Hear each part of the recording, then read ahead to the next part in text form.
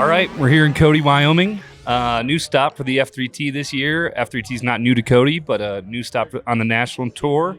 This is Trailer Talk. We're not by the trailer because it's dark, but the trailers are playing, so it counts. I'm here with Chris McAdams from NRS and Chase Looney.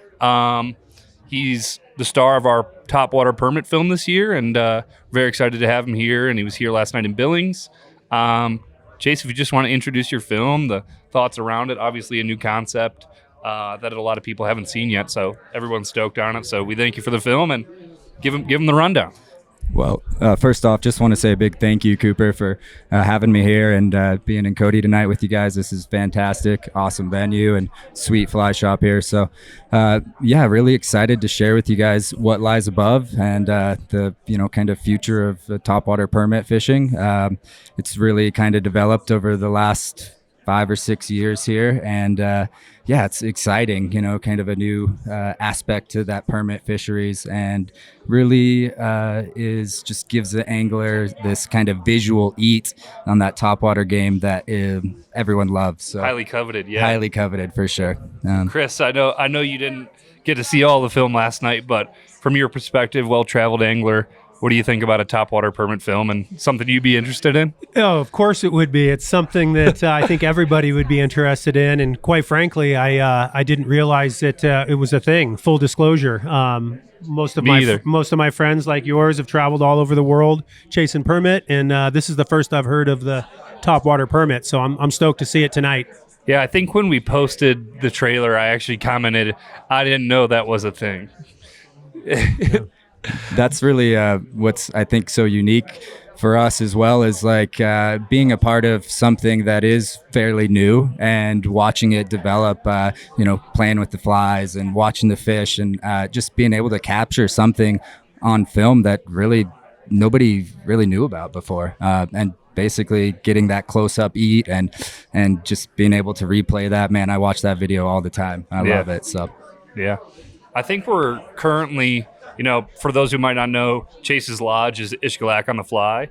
Coming from your perspective, Chase, we're in a world nowadays where new fisheries are emerging due to our changing environmental conditions and things like that. Some for the better, some for the worst. Some fish are spreading out, warmer temps. But in your time in Xcalak, have you seen this kind of change? And if maybe just tell the viewers about that change, because this, and from my understanding, wasn't something that was happening. Yeah, it's actually been a really unique change for us and the whole coastline, as sargassum and that seagrass has really every year almost doubled in size. It's being fed by fertilizers and sand getting blown in from the Sahara Desert, and just all these unique aspects that are like creating this algae bloom in the Sargasso Sea. And kind of as it goes and works clockwise, kind of in the springtime, February through that July timeframe, we really see this like huge plumage of Sargasso that covers the coast. I just read a unique article the other day that said this year's 2024 report for that kind of load of Sargasso was expected to maybe be 5 times larger than last year. So it's interesting. We're kind of constantly dealing with it.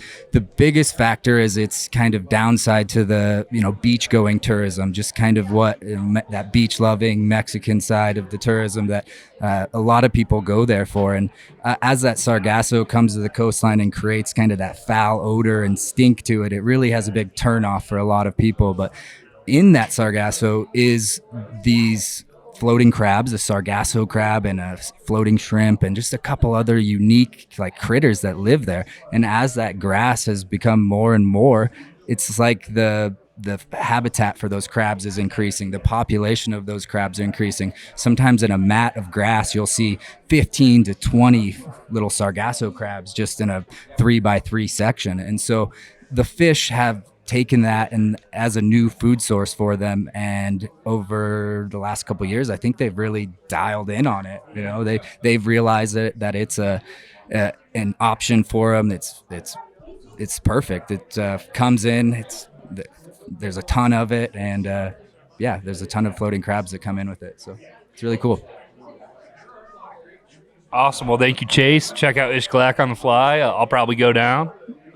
Chris, I think Chris will come. I know I would love to go. We have some friends who've been down there and fished with you and stayed at your place and had an incredible time. I think one of the things that I've heard, some of the feedback about that particular place is you can DIY. You can get a guide, and that's great. And you can also do some wade fishing. Is that accurate, would you say? Yeah, it is. It does have a unique aspect to that coastline where you can kind of do a little bit of both. You have the option of jumping in a boat with one of our local guides that are highly knowledgeable, learn a little bit about the area, and then definitely get up the coastline towards that Mahawal area and either northern Xcalak and get out on foot and really have a awesome opportunity at coming across bonefish and permit shots. Sounds incredible. One other quick question for you. Is there a time frame that you like that you would kind of gravitate towards, like month or? Man, all year round is really fantastic fishing down there, which is why I love Xcalak so much. But typically I do notice like that springtime, that February through like July, when we do have those big weeds and sargasso patches that come in. The fish seem to, especially the permit, seem to follow that in, and we do notice an increase in population of fish around the coast when that grass comes in. So yeah, I do. I love that May, June time frame. The wind, those kind of trade winds of the springtime calm down, and it's usually just glass out there and tons of fish around. So it's a great time to be there. May, June, July, love it. Nice. Yeah, going off what Chris said, I'm a huge DIY guy. With that being said, I'd like to say thanks for North Fork Anglers for having here at NRS, little pre-party, little beer, and the intel today to go do a little DIY and find a couple of fish on the dry. And what's today, January 26th? So thank you, North Fork Anglers. Thank you for having us here in Cody. We'll have a great show tonight, and everybody have fun and win a couple prizes.